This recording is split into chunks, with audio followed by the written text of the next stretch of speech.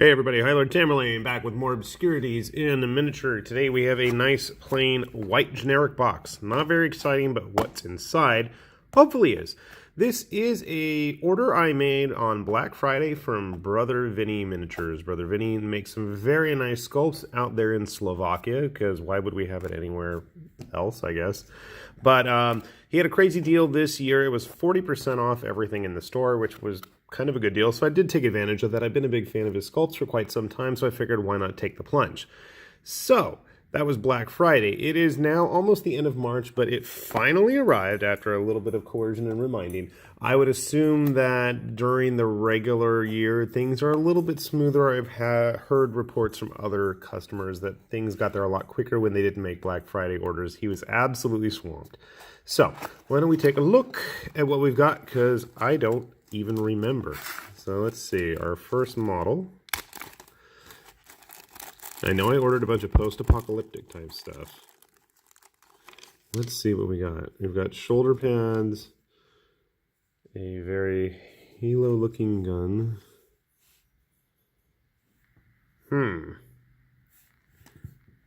So some sci-fi combat armor, very Halo-ish, very Master Chief. Obviously it's not, but it looks pretty similar, pretty close. I'm pretty sure that's what he is supposed to have been inspired by with this sculpt. So, kind of cool. Clean definition on the casting. I mean, you can see a lot of the details there. Very well cast. Not a lot of flash or cleanup necessary. A few pieces, but, you know, shoulder pads there. That's to be expected. Head. Now, I don't see any bases in the box, but, you know, that's not the end of the world.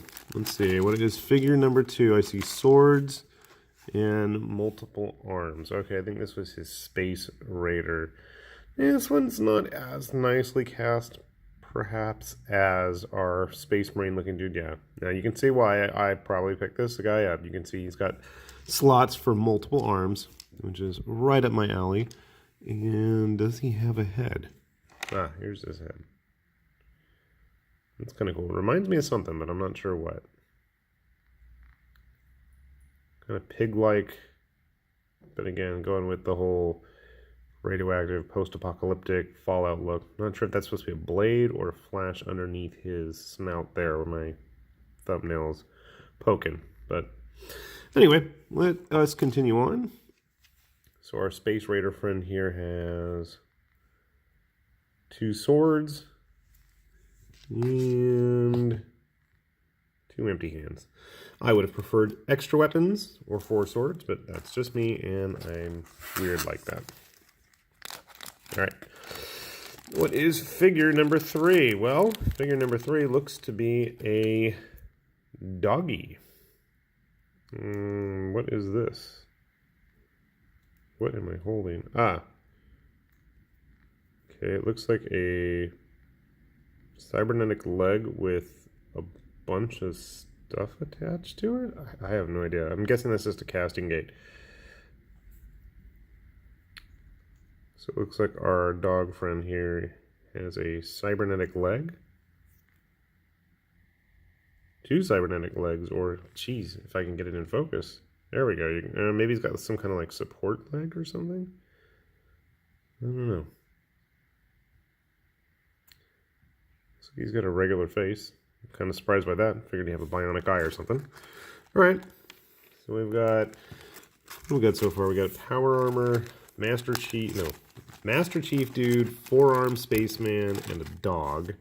And this looks to be a very Fallout inspired suit of power armor. I mean, yeah, that's obviously going to be Fallout inspired. Let's see what's in the bag. So, our shoulder pads for power armor. This guy is wielding a big 2-handed hammer. And it looks like he's got some kind of poncho or cloak. It's kind of different. I have no idea where that's going to go. I really don't know. Alright. That'll be an interesting one to experiment with. Out of curiosity, how does our power armor stack up? So it's a little bit bigger. This is our Master Chief type dude. But again, really nice casting quality. I think this will fit in really nicely with the Modifius stuff. I mean, it's obvious that it's not actually Fallout armor, but if you want to supplement and have all kinds of extra guys in power armor and you got all the cards for it, not a bad idea.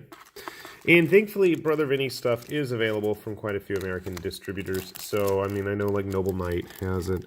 You can find it in the US if you don't feel comfortable making orders to places with names that most American English speakers can't pronounce. So our next figure is a post-apocalyptic raider. This dude is awesome looking, very Mad Max-like, and again, really nice clean sculpt. Obviously we need to trim him up a bit, but it looks like he's supposed to be armed with some sort of a heavy machine gun. He's got an ammo belt and a tripod for it. Here's the tripod.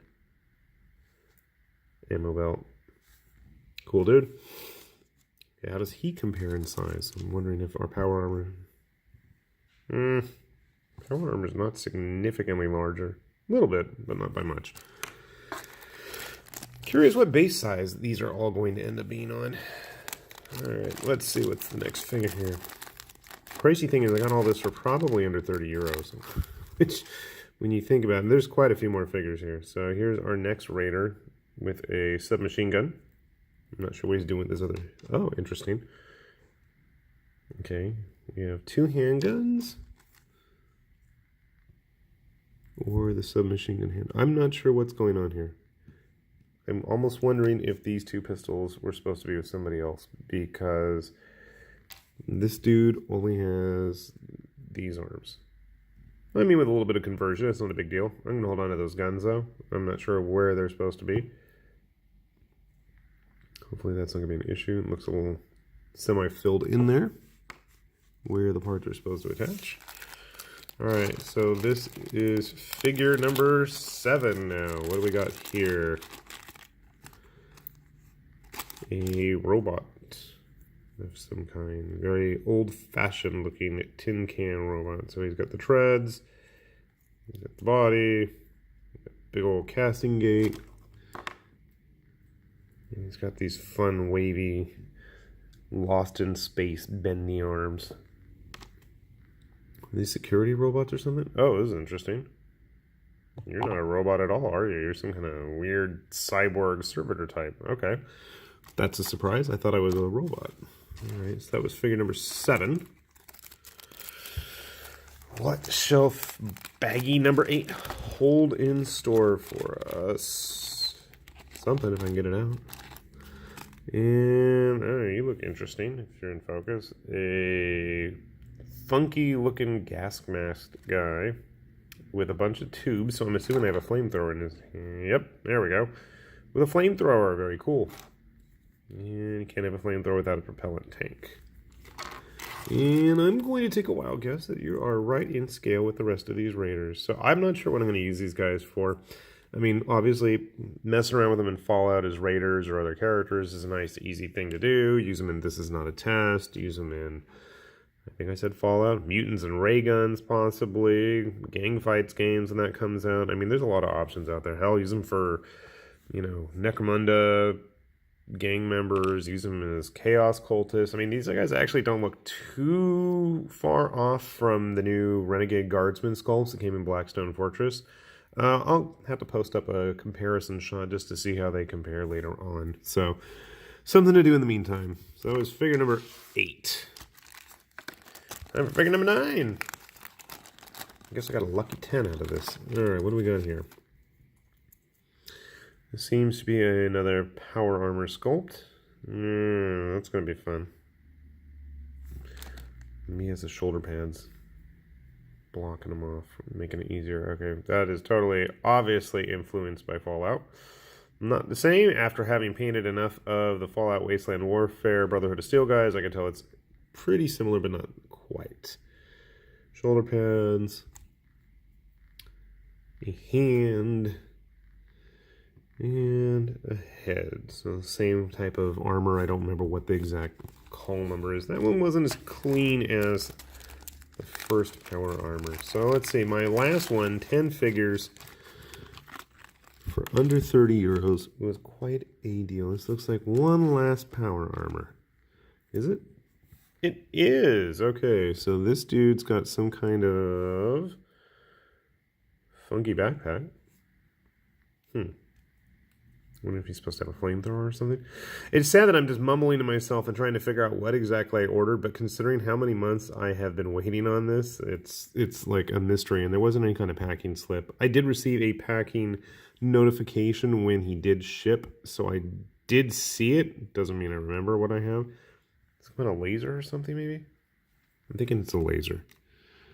Okay. What kind of head does he have? Looks like the same style head we've seen on all of those models, and then we have two different colored resin shoulder pads. So quite a bit packed in that little box. So 10 figures for 30 euros almost. I really can't complain. And quite a bit of variety there. So I'll probably do a follow-up video on this stuff once I've had a chance to build it all. We'll do some size comparisons. I'm in a rush today, and I haven't had the chance to film anything for the last few days since I've been out of town. So I figured I could not wait to see what I got, and hopefully you guys found this interesting because, you know, they are nice figures.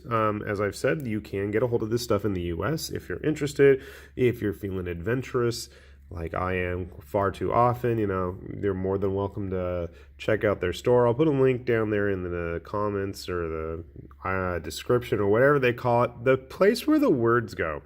And you guys can check out his stuff too. He's got a lot of interesting sculpts.